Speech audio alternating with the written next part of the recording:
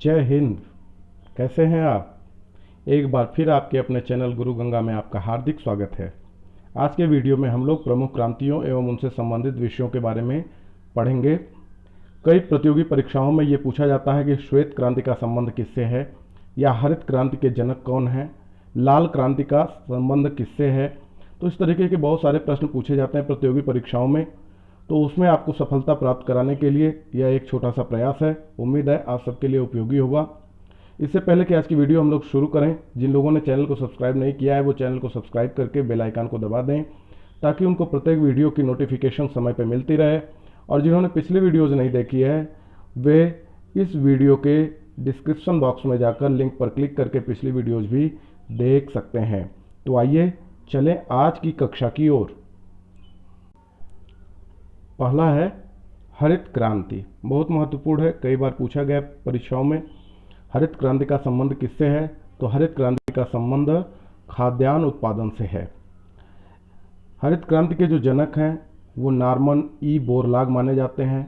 1970 ईस्वी में इनको नोबेल का शांति पुरस्कार मिला था। पूरी दुनिया के अंदर 1920-30 के दशक में कृषि के अंदर जो अभूतपूर्व क्रांति आई, प्रौद्योगिक अनुसंधान, कृषि रसायनों और अनाज के अलग अलग किस्मों के बारे में शोध के उपरांत जो पूरी दुनिया भर में कृषि उत्पादन में वृद्धि हुई, उसके परिणाम स्वरूप यह क्रांति बहुत सफल मानी गई। उसका परिणाम यह हुआ कि भारत के अंदर भी 1966-67 में एम.एस. स्वामीनाथन ने हरित क्रांति की शुरुआत की। इसलिए भारत के अंदर हरित क्रांति के जनक एम.एस. स्वामीनाथन जी को माना जाता है। अगर कभी ये पूछा गया कि हरित क्रांति के जनक कौन हैं, तो इसका जो सही उत्तर होगा वह है नॉर्मन ई बोरलाग। लेकिन अगर ये पूछा गया कि भारत में हरित क्रांति के जनक कौन हैं, तो उत्तर होगा एम.एस. स्वामीनाथन। ये बेसिक अंतर है जो आपको जानना चाहिए। आगे चलते हैं। गोल क्रांति। गोल क्रांति का संबंध आलू उत्पादन से है। 1965 ईस्वी में इसकी शुरुआत की गई थी आलू उत्पादकता में वृद्धि करने के लिए, ताकि देश को आत्मनिर्भर बनाया जा सके। यह वह दौर था जब हमारा देश खाद्यान्न के मामले में दूसरे देशों पर निर्भर था। आपको पता होगा 1965 की जब जंग हुई थी तो लाल बहादुर शास्त्री जी ने किस तरीके से जय जवान जय किसान का नारा दिया था। तो ऐसी परिस्थिति में देश के अंदर खाद्यान्न के संबंध में क्रांति की आवश्यकता थी। तो गोल क्रांति की शुरुआत 1965 ईस्वी में आलू उत्पादन के क्षेत्र में की गई, और इसका जो प्रभाव पड़ा वह यह पड़ा कि आज के समय में चीन के बाद दूसरा सबसे बड़ा आलू उत्पादक देश भारत बन चुका है। भारत के अंदर जो सबसे ज़्यादा उत्पादकता आलू की होती है वह उत्तर प्रदेश में है। उत्तर प्रदेश में सर्वाधिक आलू पैदा होता है। अगला है नीली क्रांति। नीली क्रांति भी बहुत महत्वपूर्ण है। नीली क्रांति भी कई बार पूछा गया। नीली क्रांति का संबंध मत्स्य उत्पादन से है, और इस क्रांति की शुरुआत अरुण कृष्णन जी ने की थी। किसने किया था? अरुण कृष्णन जी ने किया था। मत्स्य उत्पादन में वृद्धि के लिए इस क्रांति की शुरुआत की गई थी, और आज के समय में भारत विश्व का दूसरा सबसे बड़ा मछली उत्पादक देश बन चुका है। आगे चलते हैं। स्वर्ण रेशा क्रांति। स्वर्ण रेशा क्रांति जूट उत्पादन से संबंधित है। किससे है? जूट उत्पादन से संबंधित है। नेक्स्ट देखते हैं ग्रीन गोल्ड क्रांति। क्या है? ग्रीन गोल्ड क्रांति। इसका जो संबंध है वह चाय उत्पादन से है। इस बात को ध्यान में रखिएगा। भारत चाय उत्पादन में सबसे बड़ा देश है, आपको पता होगा। तो चाय की उत्पादकता को बढ़ाकर विश्व के अंदर निर्यात को बढ़ावा देने के लिए इस क्रांति की शुरुआत की गई थी। नेक्स्ट है गुलाबी क्रांति। गुलाबी क्रांति भी कई बार पूछा गया है। गुलाबी क्रांति का संबंध किससे है? गुलाबी क्रांति का जो मुख्य संबंध है वो झींगा मछली उत्पादन से है। किससे है? झींगा मछली उत्पादन से है। 1996 में इस क्रांति की शुरुआत दुर्गेश पटेल जी ने की थी। गुलाबी क्रांति का संबंध एक और चीज़ से है जिसको आप कहते हैं प्याज उत्पादन। इन दोनों क्षेत्रों में देश को आत्मनिर्भर बनाने के लिए और इसके माध्यम से उत्पादकता को बढ़ावा देने के लिए गुलाबी क्रांति की शुरुआत की गई थी। भारत विश्व का सबसे बड़ा झींगा मछली उत्पादक देश है आज के समय में। तो गुलाबी क्रांति सफल क्रांति रही जिसने झींगा मछली उत्पादन में देश को सबसे बड़ा उत्पादक देश बना दिया। नेक्स्ट है रजत क्रांति। क्या है? रजत क्रांति। रजत क्रांति का जो संबंध है वह अंडा उत्पादन से है। किससे है? अंडा उत्पादन से है और मुर्गियों की उत्पादकता बढ़ाने से है, ताकि ज़्यादा से ज़्यादा अर्थ लाभ प्राप्त किया जा सके। भारत के अंदर एक मुर्गी एक वर्ष में 65 अंडे देती है, जबकि अमेरिका में 295 अंडे देती है। तो इसलिए प्रयास ये किया गया इस क्रांति के माध्यम से, ताकि अधिक से अधिक अंडा उत्पादन किया जाए और मुर्गियों की उत्पादकता को बढ़ाया जाए। भारतवर्ष के अंदर आंध्र प्रदेश सबसे बड़ा अंडा उत्पादक देश है, आपने पढ़ा भी है। आगे देखते हैं भूरी क्रांति। भूरी क्रांति का संबंध उर्वरक और गैर परंपरागत ईंधन उत्पादन से है, यानी उर्वरक के क्षेत्र में देश को आत्मनिर्भर बनाने के लिए इस क्रांति की शुरुआत की गई थी। और आज के समय में जो हमारा देश है वो उर्वरक के क्षेत्र में तीसरा सबसे बड़ा उत्पादक देश बन चुका है। आगे देखते हैं स्वर्ण क्रांति। क्या है? स्वर्ण क्रांति। स्वर्ण क्रांति भी कई बार पूछा गया है। इसको स्वर्णिम क्रांति भी कहा जाता है, सुनहरी क्रांति भी कहा जाता है। इसका जो संबंध है वो बागवानी से है, और बागवानी में भी फल एवं सब्जियों के उत्पादन से है। बागवानी के उत्पादन में वृद्धि करने के लिए खास करके फल में, और फल में भी विशेषकर सेब उत्पादन के संबंध में इस क्रांति का सबसे ज़्यादा योगदान रहा है। इसे शहद उत्पादन से भी जोड़ा जाता है, तो शहद उत्पादन भी इस क्रांति का प्रमुख लक्ष्य था। फल एवं सब्जियों के संबंध में अगर हम बात करें तो आज फल और सब्जी के उत्पादन में भारत दूसरे नंबर पे सबसे बड़ा देश है। आगे चलें, बादामी क्रांति।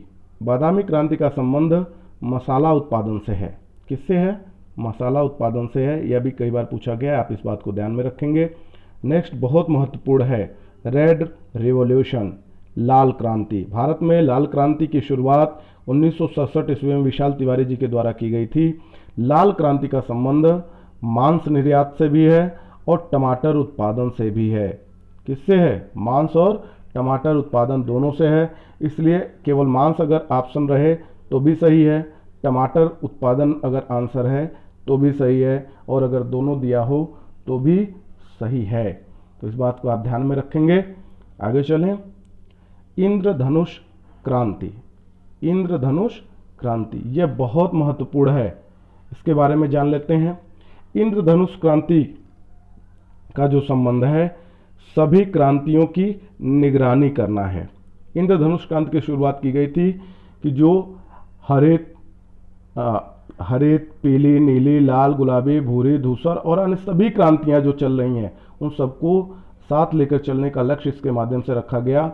जुलाई 2000 में इस क्रांति की शुरुआत की गई। इसे नई कृषि नीति में लागू किया गया और इसके माध्यम से जो पुरानी क्रांतियां चल रही थी उसकी निगरानी का प्रावधान था। उस पर निगरानी करने के लिए इस क्रांति की शुरुआत की गई थी। अगला है काली क्रांति।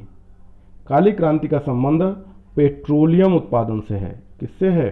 पेट्रोलियम और खनिज तेलों के उत्पादन को बढ़ावा देने के लिए एथेनॉल के उत्पादन को बढ़ावा दिया जाने लगा। एथेनॉल का मतलब ये था कि पेट्रोल के अंदर 10% एथेनॉल का प्रयोग करके बायोडीजल के रूप में उसका प्रयोग सुनिश्चित किया गया। और इसका संबंध, काली क्रांति का संबंध कोयला उत्पादन से भी है। काला मतलब कोयला भी, ठीक है। तो इस बात को आप जानते रहिएगा, कोयला भी पेट्रोलियम पदार्थों से जुड़ा हुआ है। तो पेट्रोलियम उत्पादन का संबंध काली क्रांति से, इस बात को जानते रहिए। श्वेत क्रांति। श्वेत क्रांति बहुत इंपॉर्टेंट है। क्या है? श्वेत क्रांति बहुत इंपॉर्टेंट है, इस बात को जानिएगा। इसका संबंध दुग्ध उत्पादन से है। किससे है? दुग्ध उत्पादन से है। यह विश्व के सबसे विशालतम विकास कार्यक्रम के रूप में प्रसिद्ध है। आप जानते हैं इस क्रांति को ऑपरेशन फ्लड का नाम भी दे दिया गया था। 1970 में डॉक्टर वर्गीज कुरियन ने श्वेत क्रांति की शुरुआत की थी और इसकी सफलता ने भारत को विश्व में दूध का सबसे बड़ा उत्पादक देश बना दिया। श्वेत क्रांति की सफलता ने भारत को विश्व में दूध का सबसे बड़ा उत्पादक देश बना दिया। आगे चलें, पीली क्रांति। यह भी महत्वपूर्ण है, कई बार पूछा गया है। तिलहन उत्पादन का संबंध किस क्रांति से है? तो इस बात को आप जान लीजिए कि 1986-87 में इस क्रांति की शुरुआत की गई, जिसे पीली क्रांति कहते हैं। इसका जो लक्ष्य था वह लक्ष्य था तिलहन उत्पादन में वृद्धि करना। जो जिनसे भी हमको तेल प्राप्त होता है उनके संबंध में खाद्य तेलों और तिलहन फसलों के उत्पादन को बढ़ाने के लिए इस पीली क्रांति की शुरुआत की गई थी। आगे चलें। सदाबहार क्रांति। सदाबहार क्रांति 2006 में इस क्रांति की शुरुआत की गई थी। इसका उद्देश्य देश की मिट्टी को उन्नत बनाना, किसानों को लोन दिलाना, रेन वाटर हार्वेस्टिंग एवं कृषि शोध को बढ़ावा देना था। इसके माध्यम से देश को पूरी तरह खाद्यान्न में आत्मनिर्भर बनाना था, अर्थात कृषि का समग्र विकास करना ही इस सदाबहार क्रांति का मुख्य लक्ष्य था, जो 2006 में शुरू की गई थी। नेक्स्ट है अमृत क्रांति। यह भी बहुत महत्वपूर्ण है।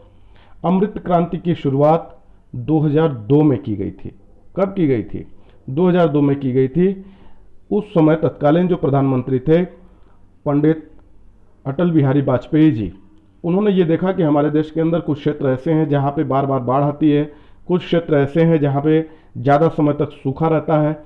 तो उन्होंने इस समस्या के निराकरण के लिए विभिन्न नदियों को एक दूसरे से जोड़ने की एक परियोजना की शुरुआत की, ताकि जहाँ पे बाढ़ आती है उसके पानी को सूखा क्षेत्रों की तरफ भी भेजा जा सके।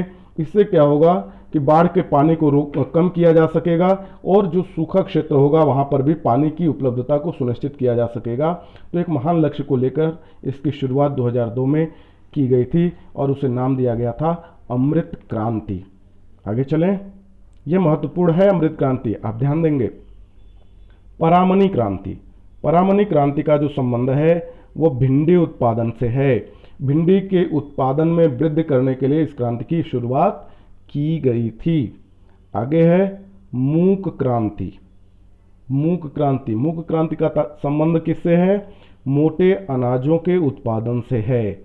मोटे अनाज जैसे मक्का है ना, चना, ऐसे जो अनाज हैं उनके उत्पादन को बढ़ावा देने के लिए इस क्रांति की शुरुआत की गई। नेक्स्ट है सूर्योदय क्रांति। क्या है? सूर्योदय क्रांति। सूर्योदय क्रांति का जो संबंध है वह इलेक्ट्रॉनिक उद्योगों के विकास से। इलेक्ट्रॉनिक उद्योगों के विकास के लिए सूर्योदय क्रांति की शुरुआत की गई थी। आप देख रहे होंगे आज की डेट में इलेक्ट्रॉनिक क्षेत्र में भारत बहुत तेजी से विकसित हो रहा है। आगे चलें। केसरिया क्रांति। केसरिया क्रांति 2007 में शुरू की गई थी और इसका जो संबंधित विषय था वह था केसर उत्पादन।